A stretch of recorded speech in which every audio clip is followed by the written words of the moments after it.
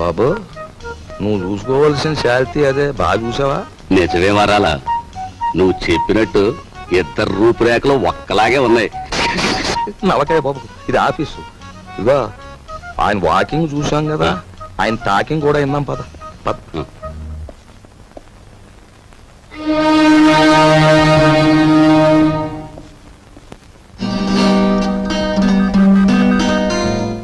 నీ తెలివితేటలు పరీక్షించడానికి సర్టిఫికేట్స్ చూడనవసరం లేదు. నిన్ను 3 ప్రశ్నలు అడుగుతాను, జవాబు చెప్పు. అడగండి. నంబర్ 1, తాజ్ మహల్ నిర్మాణంలో పాల్గొన్న కూలీలు ఎంతమంది? నంబర్ 2, రామాయణాన్ని వ్రాసిన వాల్మీకి భార్య పేరేమిటి? నంబర్ 3, 10 పైసల నాణానికి ఎన్ని వంకర్లుంటాయి? Come on tell me. చెప్పలేవా? ఇంత చిన్న ప్రశ్నలకే సమాధానం తెలియని వాడివి అసలు ఈ ఇంటర్వ్యూకి ఎందుకు వచ్చావు?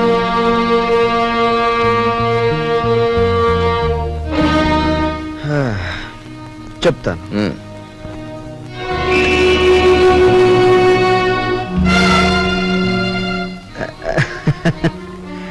అనవసరంగా బెదిరిపోకండి సార్. ఇది నా 61వ ఇంటర్వ్యూ. అంటే నా సహనానికి షష్ఠి పూర్తి జరిగిపోయింది. అసలు నేను ఉద్యోగానికి పనికిరాను, లేదా నన్ను ఇంటర్వ్యూ చేయడానికి ఆఫీసర్గా మీరు పనికిరారో ఇప్పుడు తేల్చుకుంటాను. సార్, వాల్మీకి భార్య పేరు మీరు వినలేదు, నేను వినలేదు. కానీ పెళ్ళైన దగ్గర నుంచి మీరు మీ భార్యను చూస్తూనే ఉన్నారు. ఆవిడ చేతికి ఎన్ని గాజులున్నాయో మీరు చెప్పగలరా? ఓకే, 10 పైసల నాణానికి ఎన్ని వంకర్లున్నాయో నేను తర్వాత చెప్తాను. కానీ రోజు దువ్వుకునే మీ తల మీద ఎన్ని వెంట్రుకలున్నాయో మీరు చెప్పగలరా? కనీసం ఆ దువ్వుకునే దువ్వునికి ఎన్ని పళ్ళున్నాయో చెప్పగలరా?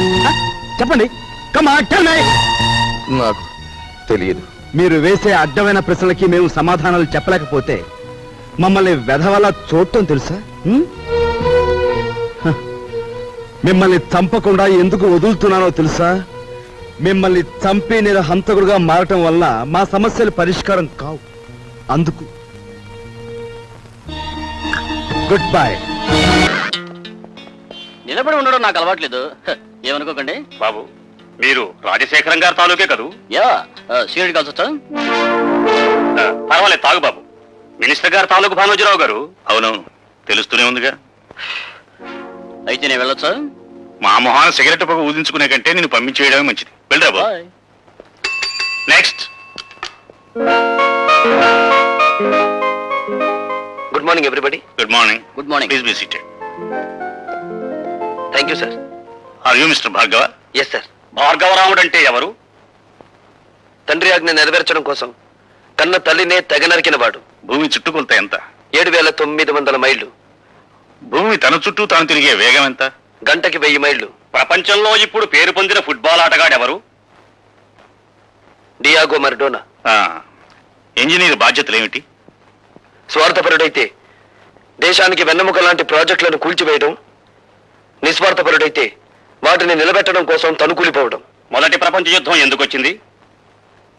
ఒక డాక్టర్ నిర్లక్ష్యం వల్ల. 1887వ సంవత్సరంలో ప్రిన్స్ ఫెడ్రిక్ కంఠానికి ఎడమ వైపున క్యాన్సర్ వ్యాధి సోకింది. డాక్టర్లు దాన్ని ఆపరేట్ చేయకుండా నిర్లక్ష్యం చేయడం వల్ల అతను సింహాసనం అధిష్ఠించిన 99 రోజులకే చనిపోయాడు. ఆ తర్వాత రాజకాంక్ష ఉన్న అతని కొడుకు కైజర్ రాజు కావడం వల్ల, అతను యుద్ధకాంక్ష గలవాడు, జ్ఞానశూన్యుడు కావడం వల్ల మొదటి ప్రపంచ యుద్ధం మొదలైంది. మీ నాన్నగారి వృత్తి? ఈ ఇంటర్వ్యూలో నేను సమాధానం చెప్పలేని ప్రశ్న అదొకటే సార్. ఆఖరిగా ఒక ప్రశ్న. ఈ క్షణంలో మా మనసులో ఏముందో చెప్పగలవా? నాకు ఈ ఉద్యోగం ఇవ్వకూడదని. అలా ఎందుకు అనిపించింది? ఎందుకంటే పెట్టేవాడికి తినేవాడు లోకు గనుక, అడిగేవాడికి చెప్పేవాడు లోకు గనుక. అలా తెలబోకండి సార్. ఒక ఇంజనీర్ గ్రాడ్యుయేట్ ని మీరు అడుగుతున్న ప్రశ్నలు ఏమిటి? అతనికున్న పురాణ పరిచయం, అతనికి తెలిసిన హిస్టారికల్ నాలెడ్జ్, అతనికున్న స్పోర్ట్స్ నాలెడ్జ్, ఇవా ఒక ఇంజనీర్ క్యాండిడేట్ కి కావాల్సిన అర్హతలు. మీరంతా అవకాశవాదులు. ప్రశ్నలు అడగడమే తప్ప సమాధానం చెప్పడం చేతకాని మేధావులు. అయినా మిమ్మల్ని నమ్ముకుని పూటకొక నిరుద్యోగి ఇంకా డిగ్రీలు చంకలో పెట్టుకుని ఆఫీస్ గుమ్మాలు ఎక్కుతూనే ఉన్నాడు. ఎలా తల్లిమెడలో మంగళసూత్రాలు అమ్మి, అవి ఖర్చైపోతే ఒంట్లోని రక్తాన్ని అమ్మి. సార్, మహాత్మా గాంధీ తెల్లదొరతనాన్ని పోగొట్టగలిగాడేమో కానీ ఆయనే తిరిగి జన్మించిన ఈ నల్లదొరతనాన్ని మాత్రం పోగొట్టలేడు. ఎందుకంటే ఇప్పుడున్న ధరల రక్తం నలుపు, వాళ్ళ దగ్గరున్న డబ్బు నలుపు, వాళ్ళు ప్రోత్సహిస్తున్న బజార్లు నలుపు. మీరు అడిగిన ఆ ఒక్క ప్రశ్నకు సమాధానం చెప్పకుండా వెళ్ళడం ఇష్టం లేక జవాబు చెప్పే పెడుతున్నాను సార్. మా నాన్న వృత్తి ఏమిటని కదా మీరు అడిగింది? He's a liar, he's a deserter. కట్టుకున్న భార్యని, కన్న బిడ్డని అనాథల్ని చేసి వెళ్ళిపోయిన కసాయివాడు. ఆ కసాయివాడి రక్తాన్ని పంచుకు పుట్టాను నేను. అయినా మిమ్మల్ని ఏమీ చేయకుండా పెడుతున్నానంటే నా చదువు నాకు నేర్పిన సంస్కారం. ఈ దేశంలో గాంధీల సంఖ్యను పెంచండి కానీ గాడ్సేల సంఖ్యను కాదు.